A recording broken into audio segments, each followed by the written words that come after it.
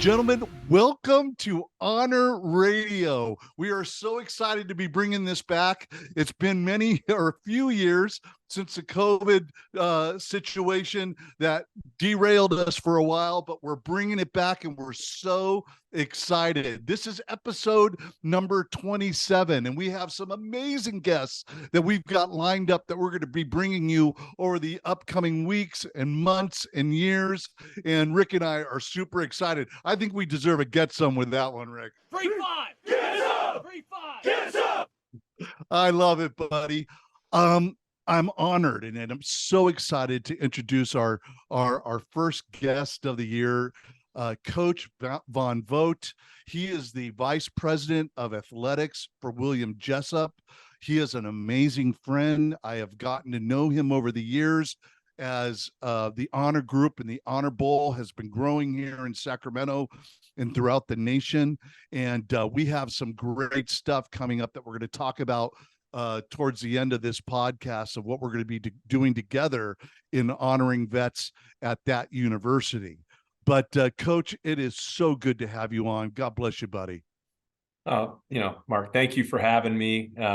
Coach to coach, I appreciate you. I think that we were kindred spirits when we first met. I will say though that I think that you put a large meal on my plate that I'm going to have to, do justice to, since we're relaunching this amazing podcast and I'm the first guest. I don't know what your selection criteria was. Nobody else available? I mean, I don't know how this happened, but I just want to make sure you didn't make a mistake and I was supposed to come on later down the road. No, sir. We did not make a mistake. We're super excited to have you on. I mean, we were on a Zoom a couple weeks ago and we were relaunching it.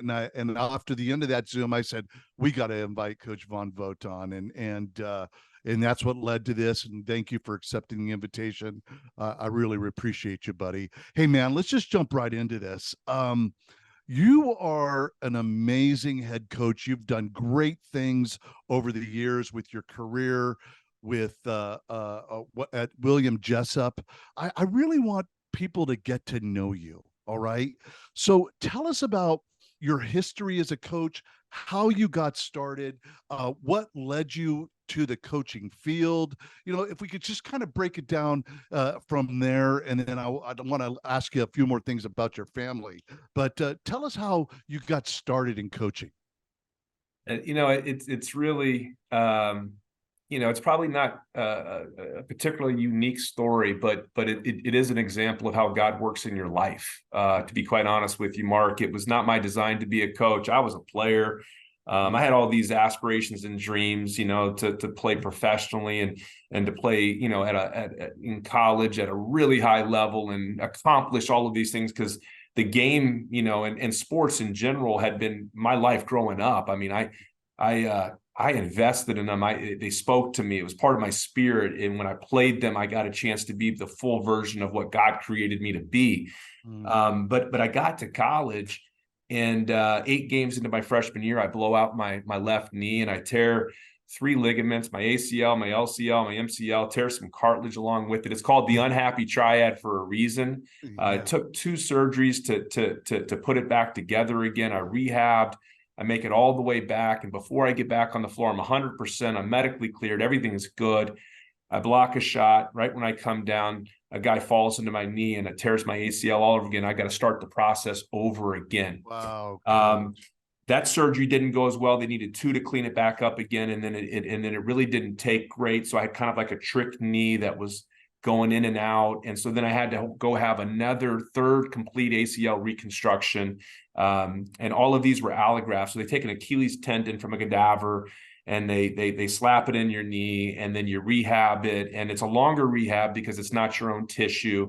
So I went through that for the 3rd time, 5 total surgeries, same knee during college. Wow. The crux of that, Mark, and the impact of that was a lot of trauma, but not just the physical trauma that I was experiencing. It was the emotional trauma, because my identity was wrapped up in sport. My identity was whether or not that ball went through the hoop, whether I got that validation. And every time it got stripped away from me, I felt less than. And I know now that that was Christ working in me and speaking that you're more than and you're beyond that. That doesn't define you. It's a gift that you've been given. We want you to explore it, but it's not for your purpose. It's for his. But I didn't understand that then. I understand that now. The amazing thing, Mark, was that every time I blew my knee out, some low-level coaching opportunity came my way, and I didn't have anything but time. And I'm a busybody. So it was, hey, can you help me coach this rec league? Well, yeah, sure. Let's go coach some kids, some basketball. That's going to be fantastic. So I did that. Then that leads to a guy saying, hey, I need some help with the AAU team that I'm coaching, the U17 or U18 or whatever. And so I'm like, yeah, I'll go help you out. And then I show up and then he hands me the clipboard at the tryout and says, hey, my wife just told me we're pregnant with my second child. And she said, if I don't stop doing this, then we're done. So congrats. Here's the whistle. Here's the clipboard. You're now the head coach of this AAU program. I'm still in college, mind you. And I still have a player's mindset. But at the same time, I didn't want to let these guys down. We had 80 kids trying out for the team. I'm going, okay, well, I guess I better run some kind of, I didn't even know what I was doing, to be quite honest with you. Like, hey, do layups, man, shoot a jump shot. I don't know what I'm doing. But then I coached that team and then, then I have to have another surgery. And there was these opportunities where I got introduced to people that I could become a graduate assistant, and I turned them all down and went and worked in professional sports right when I was graduating with Tampa Bay Rays and with the Tampa Bay Buccaneers. I was the director of merchandising. So I ran all of the merchandising shops inside the stadiums on game days. And I realized really early on, loved baseball because it was a game every night. Hated football because I could never watch football. I had a sideline pass. I made 3 plays all year long for the Bucs because I was so busy, just putting out fires. I realized that at that time in my life, I wasn't ready to be on the business side of sport. I needed to be in the locker room with the teams, working with athletes. And I knew that coaching opportunity was a way to get me there. So I ended up being a graduate assistant at Georgia Tech. And that was an amazing opportunity. Worked mostly with Paul Hewitt, who ended up being the new coach when I came in there. And he ended up being National Coach of the Year, took him all the way to the national championship game. That was after I'd left. But getting my master's degree in sports business and college athletics track, it positioned me. My work with Paul, he was a great advocate. He was a great mentor. That allowed me to get my first assistant coaching job, full-time assistant coaching job at Georgia State University under Lefty Driesell. So that's kind of the story of how it all started. And again, it was something that every time I hurt and it was injured and something was stripped away, coaching was introduced into my life in some form or fashion. And I had to figure it out, right? And it's led to the most amazing career, and I wouldn't change a moment of it. Relationships and losses, and then of course, a couple wins along the way too. I'm telling you, buddy, I've seen you around campus. I've seen the way the kids interact with you. The student athletes. I hate calling them kids because they're men and women, but the way they respond to you. You are a leader, my friend, and you're right. You were groomed for this, and God always has a plan, right? And who knows about those injuries, what would have led to your career if you didn't have those injuries. But I can tell you, I know Rick and I could both vouch for this. How many coaches do we know that got into coaching because of some sort of impact to their body or something that broke them down? They couldn't play anymore. I mean, how many do we know, Rick? There's a lot out there that have had that happen. It's just a natural progression. Well, I can't play ball anymore, but man, I could coach, right? I know how to lead men. I know how to love on men. I know how to direct them, how to teach them character, all the things that I believe a coach should be. I mean, you definitely had a path, right? So tell us about, okay, so you're doing all that. Did you meet your wife in college? Is that how you met her? No, coaching brought me to her. Okay. So it was a plan, buddy. It was, man. I mean, I ended up, okay. All right, Mark. Now you're digging in deep, buddy. Okay, so let's get real here. So life's a mess. I'm trying to figure stuff out. I'm at Eastern Kentucky University, and I was in the director of basketball operations. I had moved from a previous position and moved into an off the floor position, and so it was more administrative. And in that year, though, I could still do recruiting. There was actions that the NCAA did allow, and I was able to do this, but I couldn't coach on floor, and I didn't realize how much I was going to miss that in that move to Eastern Kentucky. And it was so hard, and I had to sacrifice and play my role and try to be a star in my role on that staff. And I did all of those things, but my heart was kind of breaking day by day by not being on the floor. Fast forward to the end of that year, the NCAA changes the rules and restricts that position even more, where you could no longer even recruit within the 30-mile radius. There was activities that had previously been allowed that were no longer going to be allowed. There were going to be violations. And to me, that reduced the position to something that I thought was more of an administrative assistant rather than a coach. And so I said, I got it. I got to get out of this. So I interviewed, and the most amazing thing is crazy. I interviewed for 3 different positions for the head coach. I came in second on all 3, and I very easily could have been the guy that was selected. Okay. And I was just like beside myself, because I'm like, man, I'm going to be and stuck. That's a really bad word, but that's the way that my mind thought at that point. Sure, I'm going to be stuck at Eastern Kentucky one more year in this role. And it wasn't about Eastern Kentucky. I love Eastern Kentucky, but it was about the role that I was serving. And I didn't feel like that was the role for me. And it was getting late in the summer, and you usually don't move. And the head coach, Jeff Neubauer, had come to me and said, "Hey, Lance, I appreciate, what you're doing in interviewing." He goes, and I had one more interview left, and it was for an assistant coaching position. And he goes, "What do you say after this interview? If it doesn't go your way, like, we just wave it off, and then you're just going to stay for another year, because I really don't want to have to replace you, especially this late in the summer." I said, "Yeah, you know what? Just give me this one more. And then if it's not the right place, and if I don't get the position or whatnot, then yeah, I'm in. I'll be back for another year." So this was my final shot. And it was a connection from a coach that I coached with at Georgia State, a guy named Fred Reich. And he had mentioned one time that he knew this guy named Kelly Green had worked at this school called Arizona Western that was out in Arizona.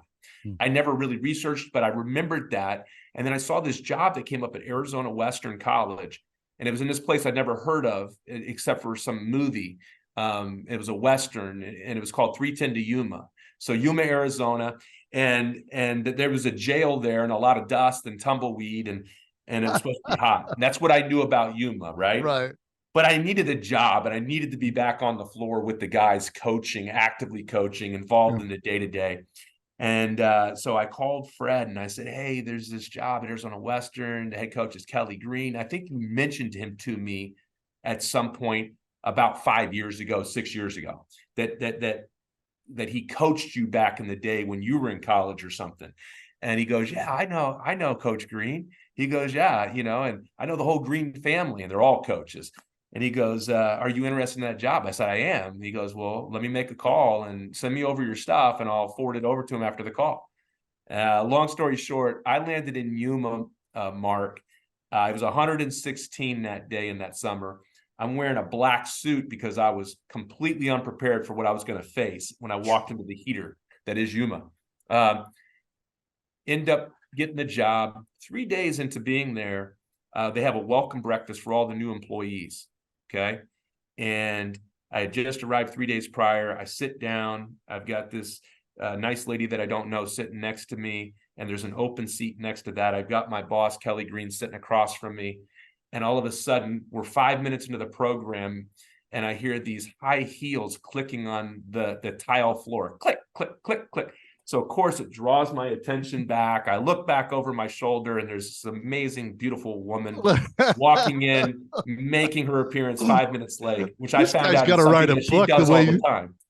The way he's describing this, it's like it's like a movie, right? Well, to me, it is my movie. It's my movie for sure. And the best part of my movie is when she came into my life. So I met my wife, Charlisle. She goes by Char. We ended up, taking it really slow and really didn't start dating until months had passed where we'd really gotten to know each other. at a friendship level, and then also at a spiritual level. And she invited me back to church, and so that's how my relationship with the Lord kind of started growing again. And she gave me a mixtape. It was a mixed CD. I don't know if you guys remember that. Some of the people, new listeners, they have no idea what I'm talking about right now. But she gave me, she said, hey, I think you need to play this one track. It's called Back to the Cross. It's by this group named Detour 180. So it's number 3 on the CD that I'm giving you. And we just had a nice dinner. She had taken me out for my birthday. And so I listened to that tape. I completely broke down, became a mess. After we talked the next day, she said, well, hey, I'm going to be going to church on Sunday if you want to join. And that was 16, 17 years ago. And here we are. That was 2006. And here we are today. She was a single mom with 2 amazing girls that are my girls now, both Lauren and Aspen. I'm a grandfather to Levi. I'm about to be another grandfather. I could be one today. I don't know. She's having some distractions and stuff. So you don't look old enough to be a grandfather. I know. Hey, man, I'm Benjamin Button. I'm working backwards. Yeah. So hopefully I'll look younger next year than I do this year. I got to tell you, buddy, and that's the reason why I like to, we have several coaches that are high profile coaches like you that are going to be on in the upcoming podcasts that we're going to be taping. And I always like to go back into the life. And, other podcasts, they just want to talk sports, right? But there's something that makes you the coach, that makes you the person.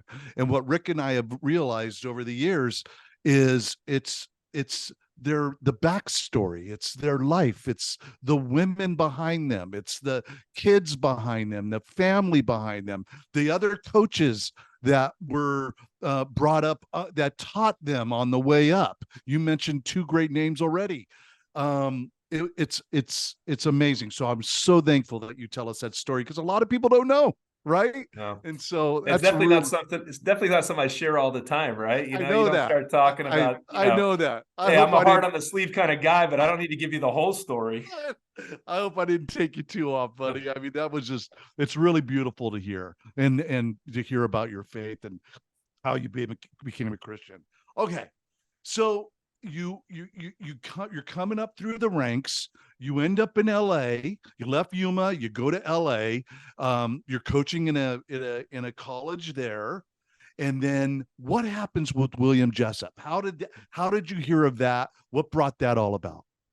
Yeah, pretty amazing. I'm going to rewind to 2008. Okay. The Jessup story started in 2008, and I'd never heard of the school. Mm-hmm. So about a year after, going back to church and really committing my life to the Lord and starting to serve at the church and being invested, I really heard a voice from God that just kind of, there's only a couple of times that I kind of felt like I audibly heard inside of my head, God talk to me and say, hey, this is a path that I have set before you.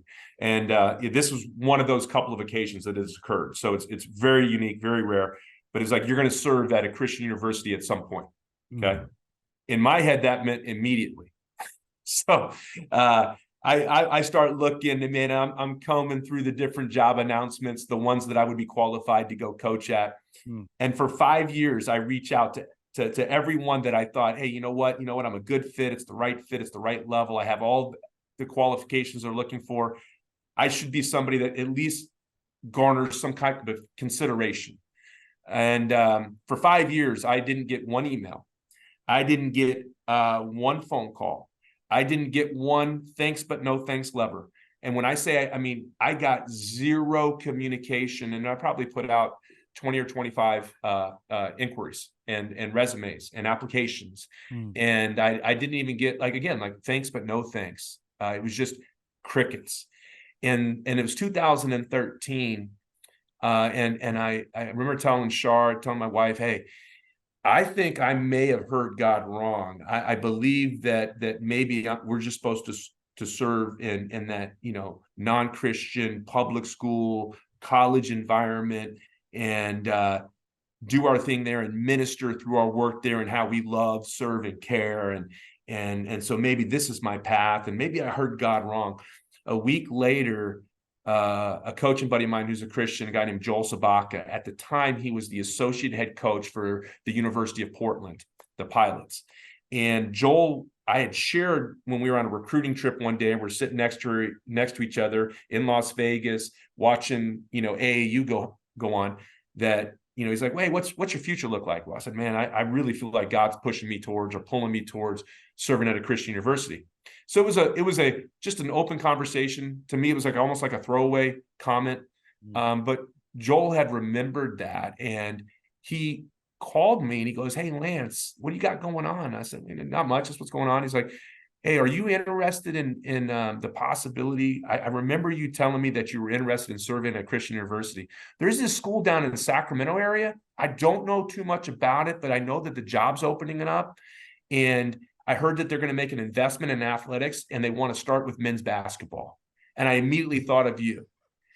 And I said, "Well, yeah, I'm interested. What's the name of the school?" And he goes, "William Jessup University." And I said, "All right." So then I went on the web page, I looked it up, and I found the highest ranking official on the web page for athletics. And I sent a little email and said, "Hey, I'd love to talk about the position. What can you tell me?" A minute later, I get an email back that says, "Are you available to talk on the phone?" I emailed back and I said, "Yes, here's my number." And a minute later, my phone rang. So in under 5 minutes, I was in a conversation with Farnham Smith, who I have the pleasure of serving with. Mark, you know him well. I know Farnham. One of the best human beings in the world. We had a 20-minute conversation. I sent him my materials. He pushed them up to the president and the vice president, John Jackson and Eric Hogue. Next thing you know, my journey at Jessup was forged.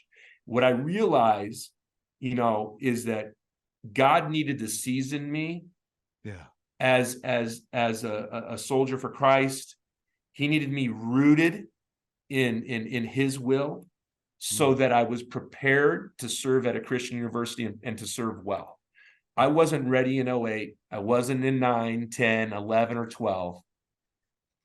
I was ready in 13, and I was ready to be called down to Jessup. And so now I've trying to learn not to argue with God on his timeline, because I always lose that argument. Well, I tell you, buddy, your accolades since you've been at William Jessup has been exceptional. I'm looking at something that I printed off from the computer here. A total record of 183 and 113 at Jessup. Took the program to an NIA national tournament 3 times, 2016, 2019, and 2022. Also led the Warriors to 8 consecutive seasons of national recognition in the NAIA coaches poll. And I even got more here, buddy. I mean, 39 NAIA top 25 rankings, 34 all conference, 18 all Americans, 15 scholar athletes, 8 players of the year. So, I mean, buddy, this is a dream, my friend. And coaches that we know would love to have what you have been able to, with the direction of God, that has helped you grow this to such an amazing program. That's why I'm so honored to have you be on this podcast, buddy, because you really are not only a leader of student athletes, but an amazing man that I know that everybody that is blessed to be coached by you is leaving a better person. And that is huge, Lance. That is huge, Coach. Free I fly. appreciate that.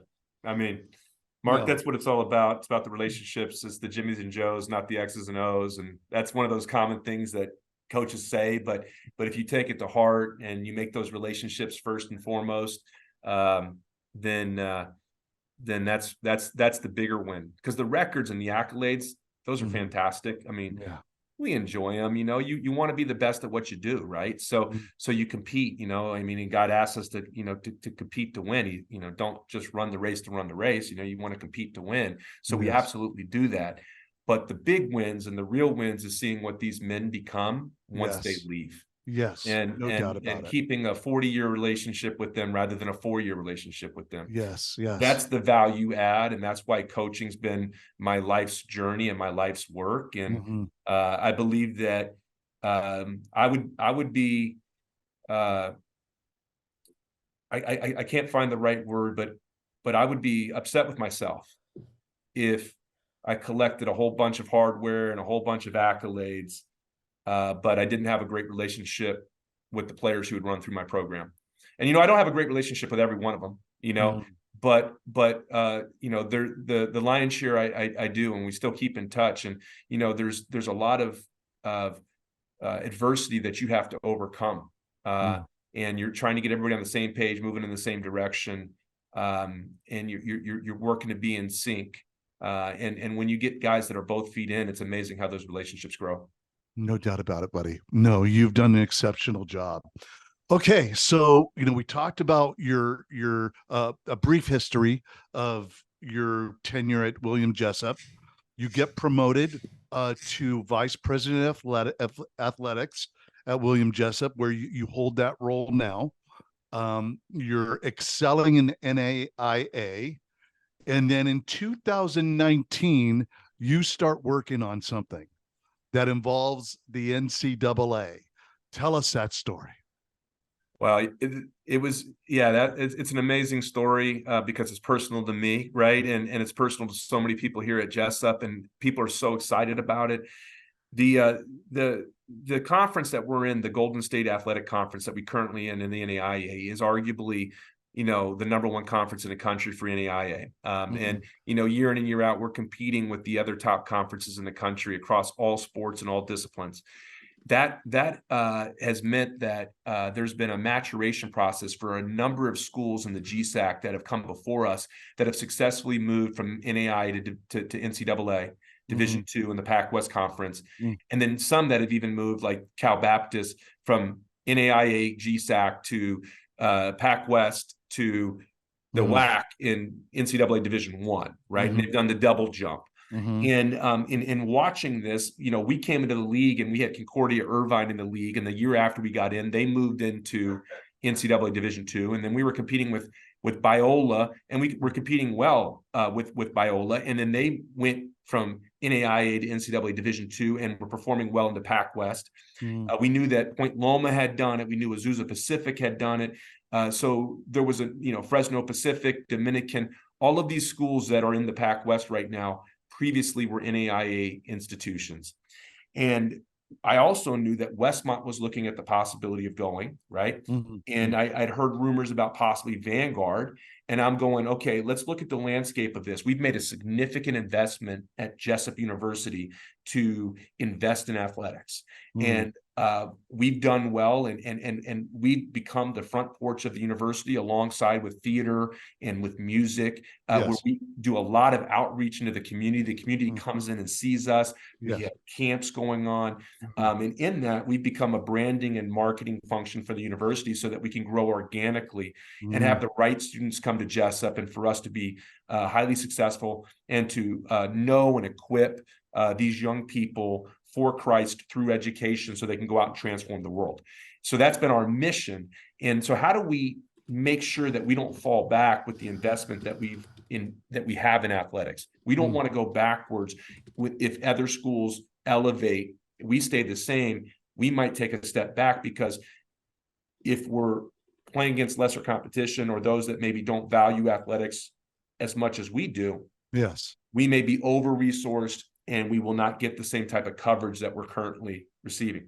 So we want to be against sister schools that have a like mind, that want to really challenge. And so in 2019, under that mindset, I started doing some base research.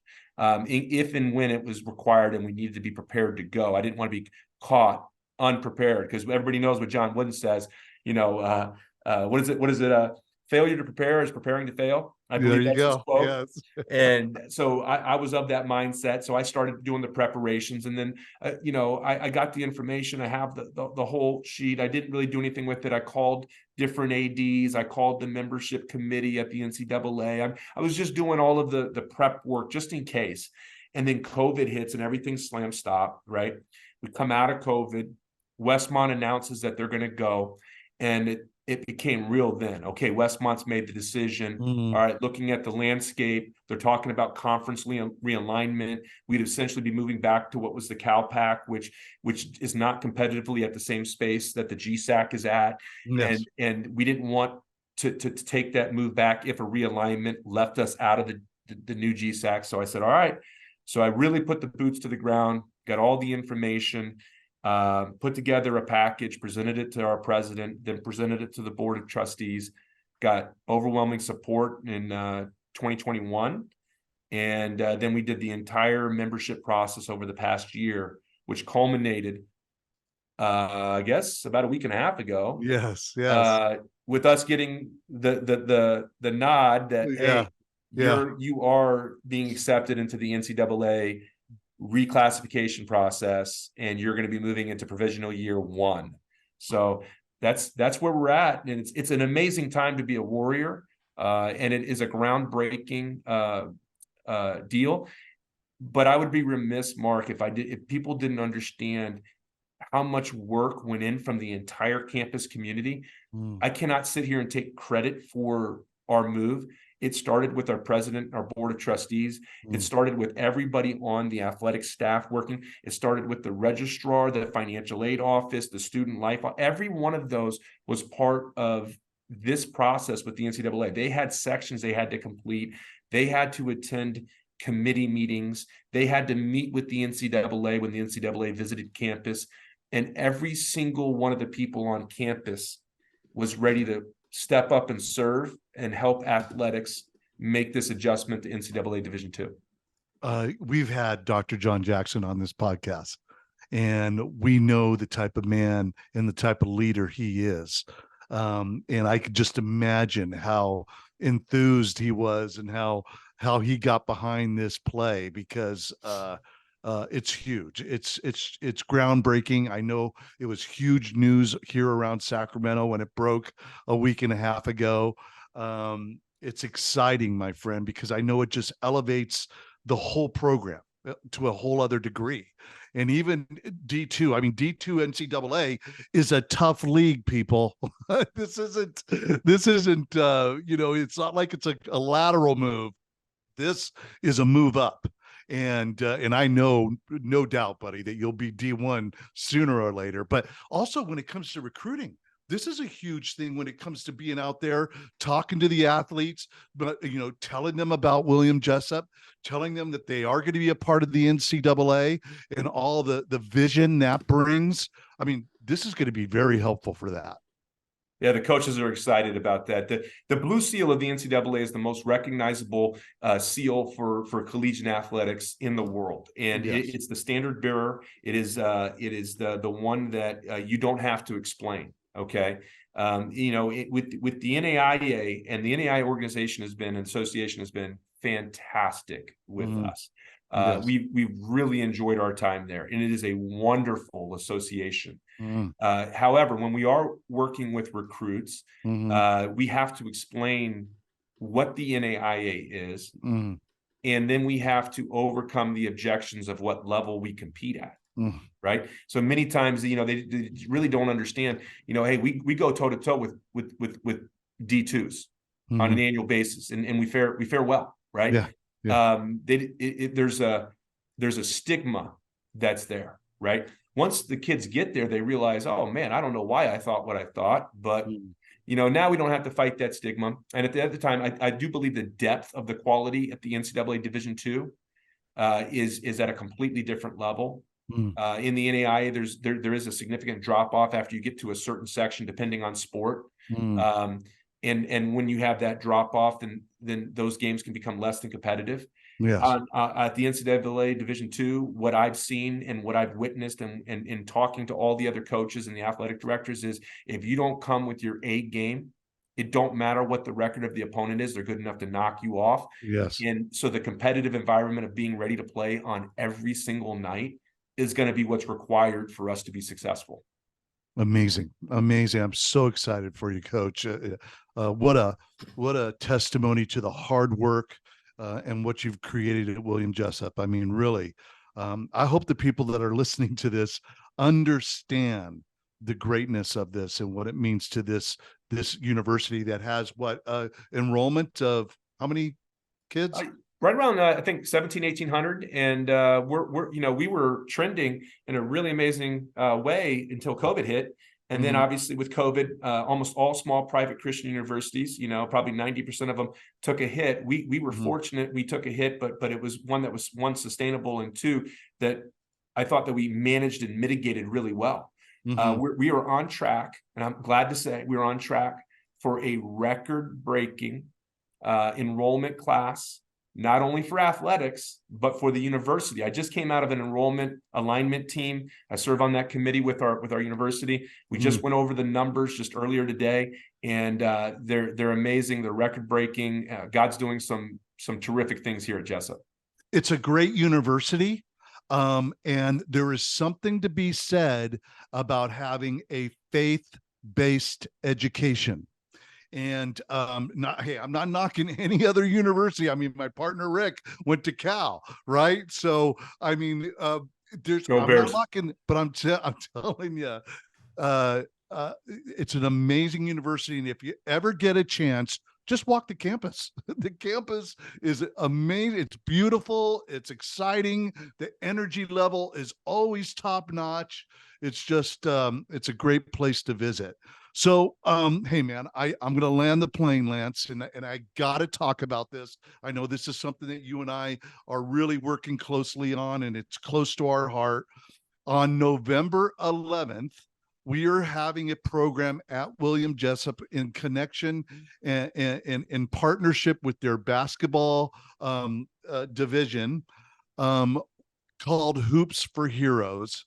And tell us a little bit about that, Lance, what we're trying to do with Hoops for Heroes and how excited we are about that. Hoops for Heroes is absolutely the can't miss event.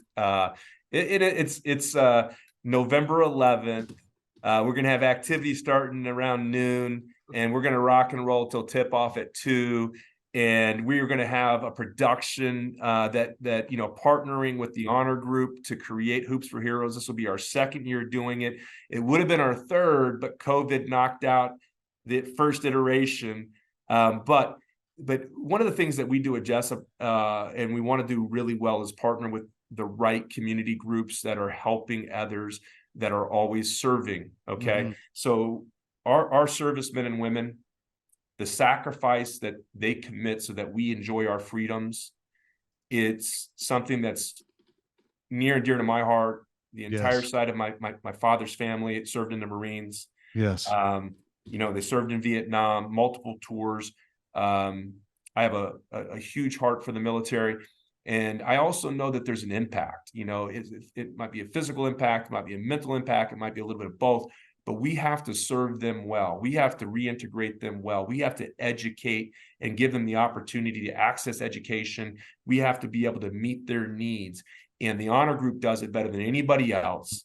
And just the fact that we're able to partner with you to create this game where we raise money to support soldiers that need something, and then also build our scholarship fund and to build our resource center for veterans right on campus so that we can serve them better here. Yes. And we combine our efforts, and we reach out to our people, you reach out to yours, and then we have a top level basketball game happening in front of them. Yes. It's going to be an event you can't miss. And did I mention, Mark?